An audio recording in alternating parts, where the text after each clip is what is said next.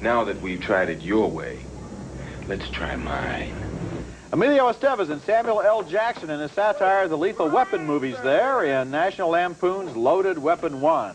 It's one of 5 new movies we'll be reviewing this week, including the new Richard Gere, Jodie Foster film and a children's film about little dogs and cats that make a journey all the way across the mountains, all on their own. This week on Siskel and Ebert, I'm Roger Ebert of the Chicago Sun-Times. And I'm Gene Siskel of the Chicago Tribune. Our first film is National Lampoon's Loaded Weapon 1, and I had 2 problems with it right away. First, I don't know that the Lethal Weapon movies are all that ripe for parody in the first place. And second, the makers of this film are competing against the Zucker and Abrahams gang, the real pro in this genre that made the hilarious Airplane and Naked Gun spoofs, and this one just isn't that funny. Here we meet the film's racially mixed cop buddies, played by Emilio Estevez and Samuel L. Jackson. They can't seem to avoid explosions.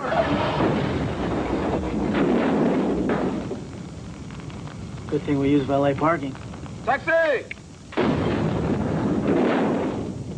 Guess we're making somebody nervous. In a parody of Joe Pesci's character from Lethal Weapon 2 and 3, the cops meet up with a goofy money launderer played by John Lovitz from Saturday Night Live. He's not very funny. Who you working with, Becca? I can't say. There's been 3 attempts on my life. Come with us, there won't be any more, at least no successful ones. All right, but listen, you gotta understand something. This thing is big. I mean, it's really big. It's bigger than Watergate. It's bigger than Oprah. I mean, it's big, and there's nothing you can do because they're too strong and they're too powerful, and they're too... Je ne sais quoi. The big bad guy who is deeply into drugs and dopey dialogue is played by William Shatner. Sea monkeys? Piranha. Their lives exude a beautiful simplicity, savage, ruthless, existing only to devour and destroy, to taste blood, to rend flesh.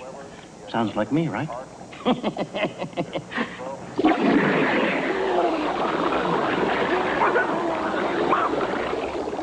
Realizing that the Lethal Weapon stuff only goes so far, the filmmakers also parody other contemporary movies, including the Basic Instinct interrogation scene, this time with Sports Illustrated model Kathy Ireland. Here we go, gang.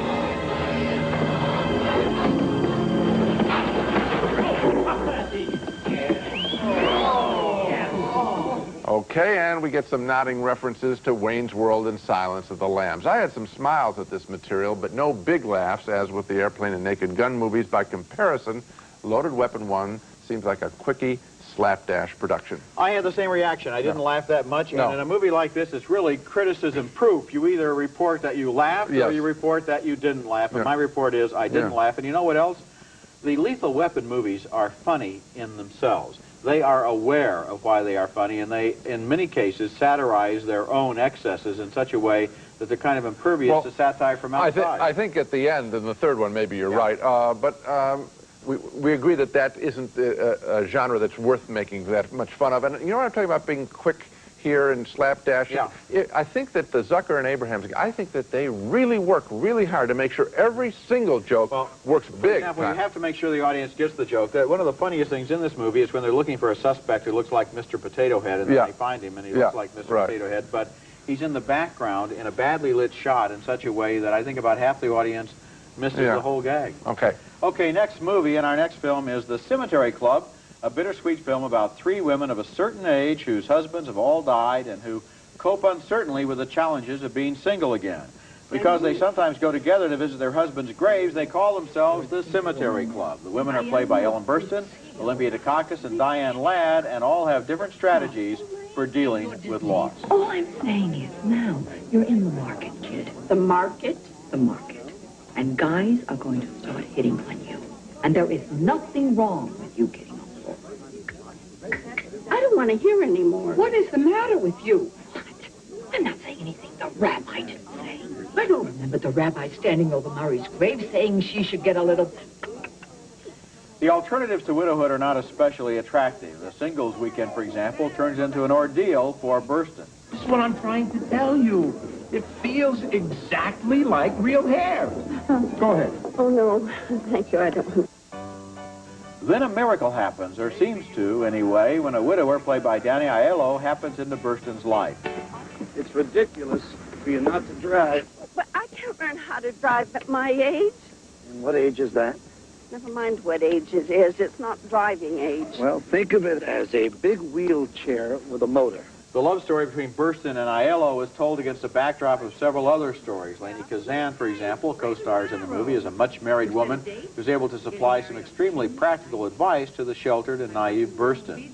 The movie sometimes seems a little uncertain whether it's a comedy or something darker and more serious, but that's okay because The Cemetery Club is a movie that says quite simply that just because you're going to die is no reason not to live. I like this movie. I didn't, Roger. I think that you hit it exactly right. I don't think this movie knows what it wants to be. Sometimes it is like The Golden Girls with comedy lines, with stunts. The man who's in the back offering to pick up one of the girls, he's a comedy character. There's stuff about toupees. There's all of these comedy sequences. And then there is the real issue that we really would care about, and that is, are you going to devote yourself to mourning, or are you going to devote yourself to living? And even then, I think the movie cheats at the very end. Well, can I say why it cheats at the end? Why does it cheat because at the end?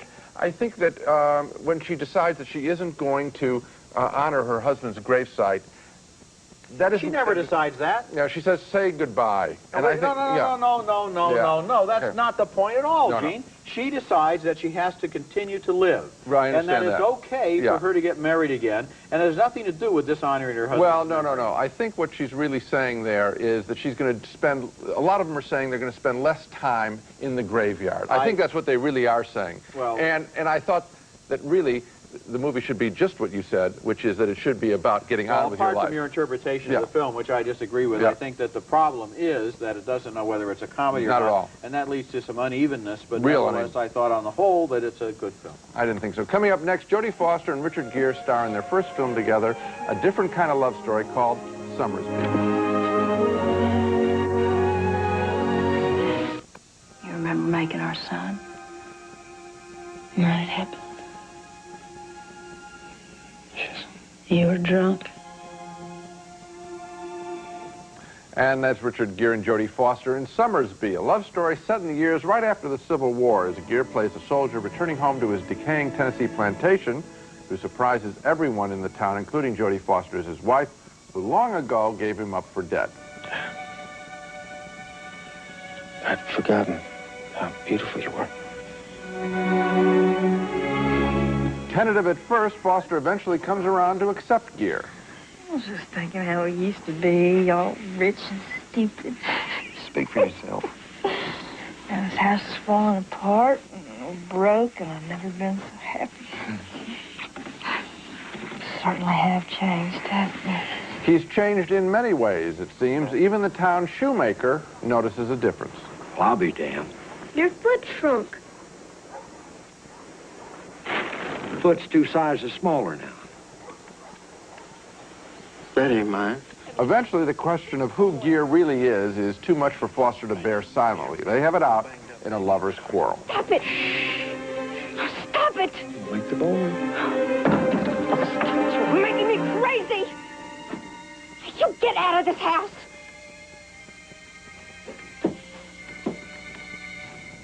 The unusual story of Sommersby is based on a magnificent 1982 French film called The Return of Martin Gere, starring Gerard Depardieu. And if you haven't seen it, I do recommend that you see it. It's wonderful. This adaptation is not in the same league as that great film. Frankly, the star power of this film makes it more difficult to accept these characters. I also thought Richard Gere smiled too much throughout the film. I didn't feel any real electricity between him and Foster. I saw just a lot of acting. But Sommersby does have some pleasures. I like the way Gere's character revitalizes this dying southern town as part of his own attempt to rehabilitate himself. It's a close call, but a marginal thumbs down from me. A thumbs down for me, too. And you know, it's strange because presumably the film would play differently to someone who had not seen The Return of Martin Gere. You and I both had, and I'm sure that we, as a result, had to compare the two films. And you know, the strange thing is, the other film, which takes place in the Middle Ages during the 100 Years' War, is more believable because in those days people were more superstitious and less in touch with reality. Maybe they lived on a more spiritual level. This movie, which is in relatively modern times, the Civil War, has all kinds of moments in it when you just can't believe that people are behaving the way they're believing. And for me, the entire courtroom scene at the end was bad because it's clear, it's absolutely clear to everyone in the courtroom and everyone in the audience that a mistake is being made, and nobody says anything. I could not accept that. Yeah, Roger, I want to tell you, just to clear up the point, because, you know, the filmmakers are saying, well, you know, you guys are comparing it to a great film, and, and the average person won't.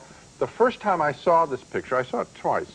The first time I saw it, I did not recall that this was the one that it was, that this was the adaptation. I knew there long ago that one was planned. I didn't know this was the picture. So I saw it afresh, and I still had a problem with it. And as I watched the two of them act it out, you know what I mean about them being familiar? Didn't you see Jodie Foster and Richard Gere? They're walking you through know, something. in the other film, the woman was played by Natalie Bay, and she was so simple and so touching in her love for this stranger who comes back from the war. And it seemed to me that in this new film, everybody was just too knowing about what was going on. Well, also, we're dealing with Gere and Foster, who are two probably the smartest actors around. Smart in real life, okay? And to play smart characters, and that's why it's hard to suspend disbelief. Okay, when we come back, The Vanishing, about a woman who seems to disappear into thin air. Did it ever occur to you that maybe she doesn't want to be found?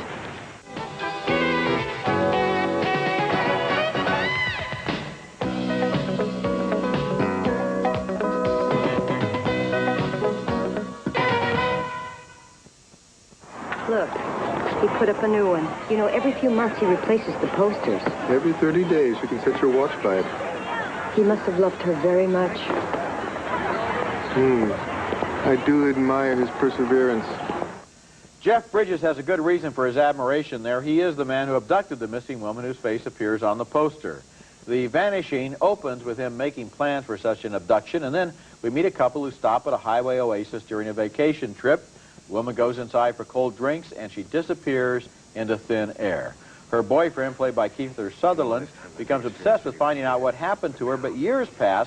He doesn't find out. He finds a new partner, though, played by Nancy Travis, but still he cannot help thinking about his lost love and the person who must have abducted her. He has seen your picture in the paper. He has seen you on TV. He wants to see how far you'll go. He's loving this. Look, he signed it, Barney. Barney. Are you kidding me? Do you really think that's his real name? That's not the point. You're right. And the point isn't what are you doing here either. It's what the hell am I doing here? Because it's never going to change, is it, Jeff? It's just going to go on and on and on until you end up as crazy as he is. This letter is the first break I have had in 3 years, Rita. Finally, the Jeff Bridges character identifies himself to Sutherland. Hello, Jeff. I'm the man you're looking for. I'm Barney. But he strikes a hard bargain. Sutherland can find out what really happened only by undergoing the same experience himself. Judging from your size and weight, it will take about 15 minutes to take effect. It will put you out for 40 minutes or so. The same length of time that Diane was out. You must remain unconscious for that period in order for us to move on. The basic story of The Vanishing, as I've outlined it, could make a great thriller, and indeed it did make a great thriller 4 years ago when a French and Dutch language version of this plot was created by George Slizer. Now the same director is back to do this English language remake, and the result is a travesty. Instead of the elegant, cruel logic of the ending in the original movie, this Hollywood version has been turned into an anthology of cheap slasher movie cliches. For anyone who admired the original film, the ending of this one is almost obscene, suggesting, I think, that cool irony may be all right for the Europeans, but we dumb Americans are such dim-witted Philistines, we need a dumb slasher plot with a happy ending. This movie is an insult to the intelligence. Well, I didn't care for it. Let's deal with it just on its own basis if you haven't seen the other picture. Even more so than Martin Gere and the other film, this is the same story by the same director. So he made it once the way he wanted to make it. Now he comes to America and he cheapens it for us. Okay, but let's, again, for the average person who is going to see this picture, they're not going to like it. The average person is going to see a better movie if they see the original. Why should the average person even see this? There's no reason whatsoever. I don't like the film. Maybe you're confused about that. I'm still trying to get that opinion out here. Okay, calm down, big boy. Calm down. Okay, here we go. What I'm saying is that it's ridiculous. How's that for a start? That's not bad. Okay. Yes? You're supposed to believe that Jeff Bridges is going to, a guy who has abducted his wife or his girlfriend, he's going to drink this potion. As you see, as the scene is played out, it is absolutely, it's like saying, after you know about Jeffrey Dahmer, Kiefer Sutherland. But then Jeff Bridges drinks some potion later, too, as I recall. Who cares about the potion? It is ridiculous. Yeah. The film doesn't work on the most simple slasher level. It doesn't work at all. The relationship with the girl in the beginning is one, frankly, of discomfort, so you don't understand why he would want to pursue her. For all we know, it could have been just a pickup. Originally, it's not well organized. It doesn't work in any way but at even all. more than that, Gene, I mean, when you see the irony of that original ending, that you walk out of the theater of that first film and you thought, wow, and you walk out of the theater after this film and you just want to shred your ticket, you know? There are laughable sequences all the way through the picture. Okay, bad movie. Coming up next, a dog and a cat and a dog story. It's called Homeward Bound, The Incredible Journey. Careful, pup. No, we didn't invite these guys. Hey, get out of here. Get out of here. Buzz off, you party crashers. Go steal some porridge. Our next film is a most enjoyable answer to that frequent question of parents, what new movie can I take my little kids to? And my suggestion is our next film, Homeward Bound, The Incredible Journey, a remake of a 1963 Disney live-action film about three courageous household pets traversing the wilderness together in search of their owners. This time, they've been given human voices. It's time to go, Sassy. I'm going home. Oh, it's crazy. Who'll feed you? You won't make it out there on the road. That's where they catch you and take you to the pound. Once in the wilderness, each member of the trio takes turns saving another. What is that? You got me. I think it's a squirrel having a really bad hair day. Whoa, hey. Leave it alone, Chance. Are you kidding me? I gotta check this out. Hey, you, pal. No, don't. Doesn't smell right. The most heart-pounding scene is also the most preposterous, but try telling your kids that, as a mountain cougar is outfoxed by two dogs. Not yet. Almost. Now. Hey, cut it out. Chance, now! Hasta la vista, kitty! Homeward Bound does live up to those overused phrases, heartwarming, heart-tugging, and it works because of the joy in the voices of the animals, and because the animals are cute, very cute. In fact, if you don't have a pet cat or a pet dog before you see this movie, beware, because your kids are going to be requesting one in earnest after they see this most enjoyable film. I liked it, too. Yeah. I don't know that I like the voices as much as you did. I thought the old dog had a voice that sounded like one of those voiceover commercials selling you soup, the goodness of soup or something. But I like the movie. I like the little dog, the puppy dog, sounded like a young Bruce Willis. Yeah. And with the spirit of Bruce Willis. And I thought that was kind of good.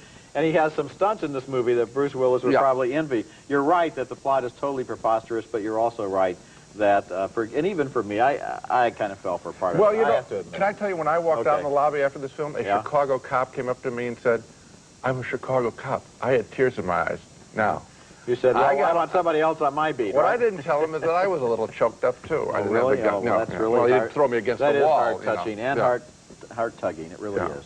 When we come back, our video pick of the week with Drew Barrymore is a gun-crazy teenager, and no, she's not Amy Fisher. Our video pick of the week is a brand new movie that is still playing in theaters in some markets and will hit the video stores later this month.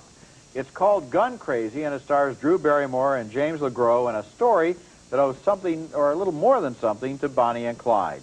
The ads for Bonnie and Clyde said they're young, they're in love, and they kill people, and that could also be the ad line for Gun Crazy, which stars Barrymore in a surprisingly effective performance as an abused and abandoned high school student who falls in love with a man who has just been released from prison.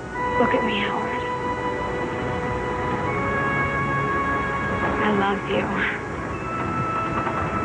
And I don't care what you've done. Before long, the two are fugitives on the run after killing several people in a murder spree that seems to happen mostly by reckless accident. They're going to find us, and they're going to shoot us.